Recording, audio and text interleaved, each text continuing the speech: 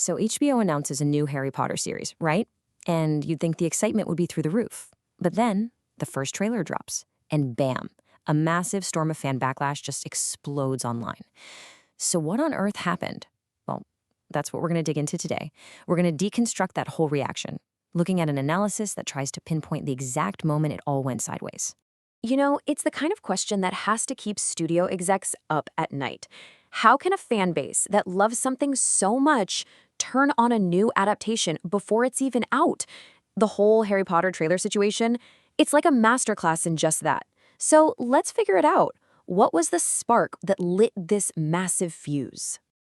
Okay, so here's how we're going to break this down. First, we'll look at the pure numbers, the ratio that set off all the alarm bells. Then we'll get into the one specific casting choice that a lot of people are pointing to as the main reason for the backlash.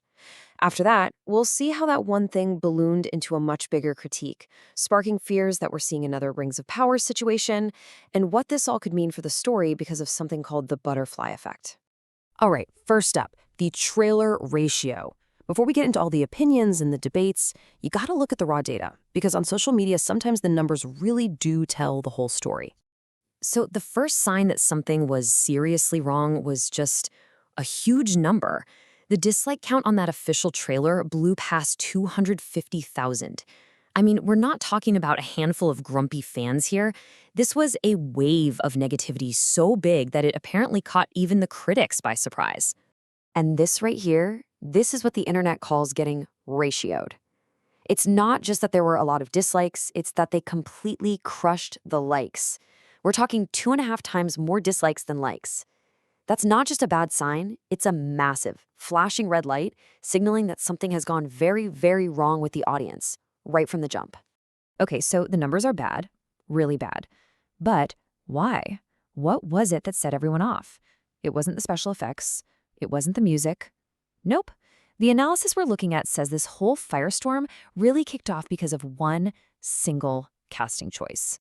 And yeah, the analysis is crystal clear about what that choice was. It was the casting of a Black actor for the role of Severus Snape. Now, there were other complaints, for sure, but this was the lightning rod. This was the one thing that seemed to fuel the majority of those negative comments and that insane dislike ratio. And they've got the numbers to back it up. We're looking at an estimated 70%.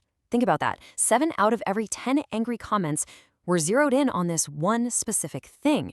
So it wasn't just one piece of the puzzle, it pretty much was the puzzle. But here's where things get interesting. It didn't just stop with that one character. That initial burst of anger started to morph into something bigger, a much deeper critique of the whole production, its marketing, and its entire philosophy. And at the heart of it all was this feeling of, well, a broken promise. See, the studio kept saying this would be an authentic take of the books. But then, right out of the gate, you get a major change to a core character. That, for a lot of fans, felt like a complete contradiction. It created this sense that they'd been misled. So then, people started looking at the marketing with a bit of a side eye. You know, that behind-the-scenes video that came out really early, and those interviews where they were already talking about potential backlash? To the critics, that didn't feel like normal promotion. It felt like they were doing damage control before the damage had even been done, like they knew a storm was coming. And this is where the criticism started to get even broader, questioning if the people in charge even get the books. Take this quote, for example, from the casting director. She said Hermione had, quote, main character energy. Now, to a lot of hardcore fans, that's a huge red flag. It makes you wonder if they really understand the trio's dynamic, which puts the whole casting process into question. And that ties into this bigger idea, which writer Roger Avery talks about here. He's pointing to what he sees as a trend, where executives take these beloved stories and just completely rejigger them to fit what they think works, instead of staying true to what made it popular in the first place. So you've got all these different worries bubbling up, and they all start to boil down to one single terrifying fear for fans, that Harry Potter is about to make the exact same mistakes as another huge and, let's be honest, pretty controversial fantasy show. Yep, we're talking about the Rings of Power.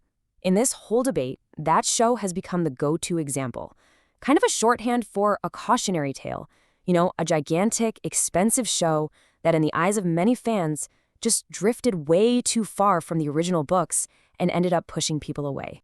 And this leads to a pretty powerful, if a little creepy metaphor, the skin suit. The fear is that this new Harry Potter show will look right on the outside. It'll have the right costumes, the right sets, all the familiar names, but underneath, the actual soul of the story, the substance, will be missing. The analysis even says it'll probably be a better skin suit than Rings of Power, but that doesn't change the fear that it'll just be hollow inside.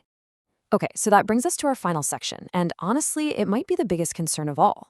It's this idea of a butterfly effect, where one seemingly small change at the beginning can cause massive, unexpected problems for the entire story.